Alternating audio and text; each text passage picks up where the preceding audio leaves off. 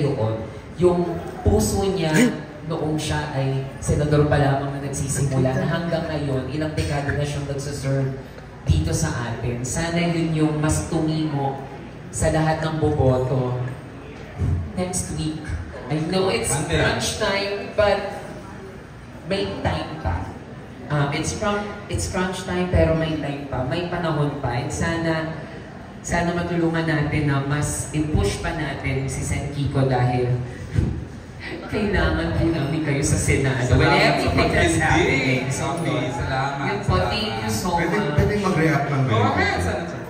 May datos ang SWS about voting behavior. And sinabi nila, up to 21% of voters decide in the last 10 days, the last 2 weeks. So, ibig sabihin, pukpukan talaga. Yes.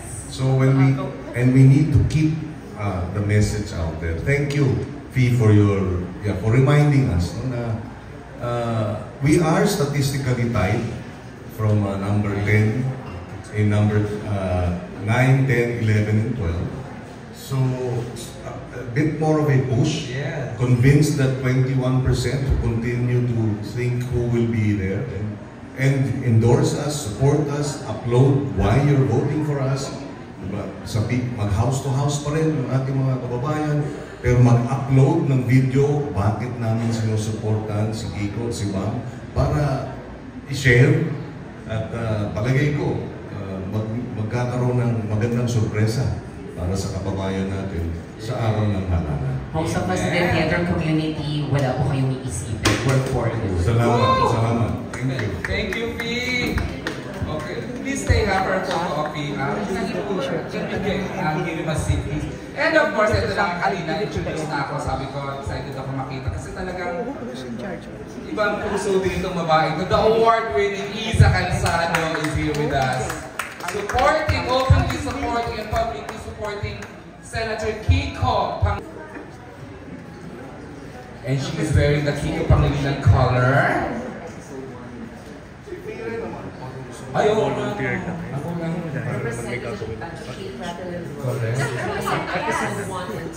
Congrats kay sa Delia Diha. She is the star of Delia Diha musical. Okay. Si Isa!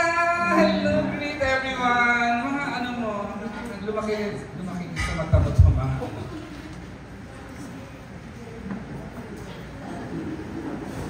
Magandang sa press, magandang hapon sa ating senador, Kiko Pangilinan, Kuya Kiko, Ate Shawi, Sir Sel, batch ko I know. And of course, Fee.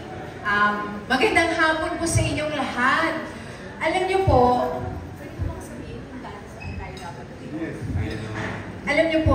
today, dapat sa Lucena City kami magkasama ni Kuya Kiko.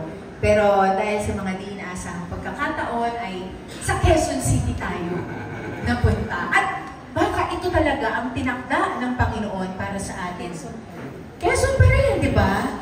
Ako hinabutan ako. Okay na naman, hindi ko alam. Pero, siguro po, allow me to just say, bakit nga ba si Kuya Kiko ang bibigyan ko ng isang boto ko? Kasi katulad na nasabi ni Fee kanina, ang track record malinis, ang puso humble. Nakilala ko po siya, mas nakilala ko nung kami po ay galing sa Davao Rally para sa Lenny Kiko po nung 2022. Magkasabay kami sa eroplano. Hindi ko siya talaga masyado kilala. Siyempre si Ate Shawi, mas kilala ko. At idolo nating lahat at mahal na mahal natin. So pinagmamasdan ko lang, siya lang magsabi, nasa kaya mga bodyguard nito. Tinitignan ko, wala po akong naramdaman na presensya na nagsasabing VIP ako. Tinandaan ko po yun. Sabi ko ay nakatapak sa lupa. Nakita ko po yun, sir. And sabi ko, I really like, sabi ko, ito talagang VP ko nung panahon na yun. So, nung nalaman ko po natatakbo si Senator Kiko, nagpunta po ako ng very first. Marami lang pong nangyari, kaya hindi ako nakasama pa sa mga rally. Pero para sa akin po kasi, pag pinabasa ko po kung ano ang mga na-accomplish ni Senator Kiko. Siyempre yung Sagip Saka Act. Napaka-importante po ng food security, lalo na po sa isang bansa kagaya ng Pilipinas, na ang root problem po talaga ng lahat ay kulang sa pagkain. Bakit mayroong krimen? Gutom ang tao. Bakit nag-fail tayo sa mga pagpasa ng maraming matalino na Pilipino, pero dahil sa malnutrition, hindi tayo umaabot, hindi natin nare-reach yung full potential natin. And I think this is something that needs to be addressed. And we need people, we need senators like Senator Kiko Pangilinan to help us find solutions, better solutions. Like he said earlier, providing breakfast, food meals. Importante po sa akin yun. I actually am part of Advancement for Rural Kids. And they address food security here in the Philippines. So, pag pumunta ka po sa rural areas, napaka-basic po eh. Turuan nyo lang silang magtanim. Makakakain po ang mga tao sa probinsya natin, wala pang 5 piso. May pagkain na. Magtatanim lang sila ng gulay. Pero minsan po ay nakalimutan na ito. Very basic. Pwede po ang mga komunidad sa ating may lupa po eh. Nakakalimutan lang paano magtanim. Napaka-rich po ng soil ng Pilipinas. We just need to have better systems in place. We need to re-educate our people. And I think that is why we need Senator Kiko on board. At isa pong bagay na gusto ko po kasi kasama po kayo sa pagpasa ng Extended Maternity Leave Act. Principal author po, kasama ni Senator Risa po. Principal sponsor po siya, yan. Ay, pasensya na po, hindi po ako talaga hindi po ganun ka-in-depth. Pero alam ko po na big part po si Senator Kiko kung paano nangyari na from 60 days, naging 105 days ang maternity leave ng mga kababaihan. Importante po, paid po yan at pwede po kayo may extension 30 days pero hindi po paid. Kinikilabutan po ako na nagkaroon ako ng pagkakataon na masabi ko sa inyo, importante po sa ating mga kababaihan na meron tayong alay. Meron tayong mag-champion para sa atin, magiging boses natin bukod sa mga kagaya ni Senator Risa, Senator Pia sa Senado. Kasi po, kaalyansa natin, kailangan po natin ng mga kakampi na alam po yung basic human rights, yan po talaga from food security to basic human rights, yan po talaga ang plataforma at full thrust ng governance ni Senator Kiko. Kaya po, para sa akin po talaga, importante na maisama siya sa Magic 12. Kaya, sabi mo kanina, huwag na tayo mag-isip. Babaguhin ko kailangan natin isipin kung sino ang ating ilalagay sa ating pamumuno ng ating bansa. Kasi napaka-importante po ng mga taong ito dahil sila ang nag-lead sa country natin. Sila po talaga ang decision makers natin doon, ang boses natin. At talagang maglalagay kung nasaan ang budget, nandun po talaga ang power. So let's think of this and pray about it. Sino ang pinaka-nararapat? At para sa akin po, si Kuya Kiko po ay isa sa mga ito. Kaya tandaan po natin, number 51 sa balota, Kiko Pangilinan. Ooh, thank you so much, Lisa. Bago sige, a reaction from Senator Kiko and a reaction as well from SCP, please. Senator, reaction to... Well, thank you, Isa. Tama nga, magkasama kami noon sa Lenny Kiko campaign. At nabanggit din ni Fee actually na sa totoo lang, hindi talaga ako balak tumakbong Vice President noong 2022.